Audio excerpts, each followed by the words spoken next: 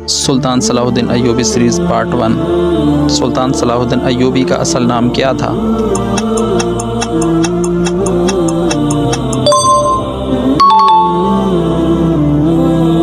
सुल्तान Salahuddin Ayyubi का ताल्लुक़ किस कौम से था?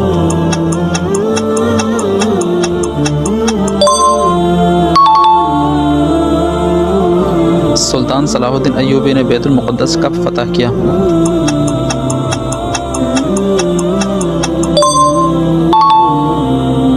बैतुल मुक़द्दस की फ़तह किस जंग के नतीजे में हुई?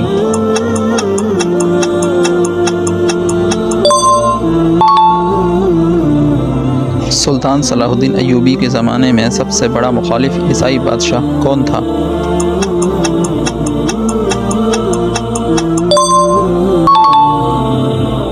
वीडियो पसंद आने की सूरत में लाइक करें, कमेंट करें, शेयर करें एंड सब्सक्राइब करें।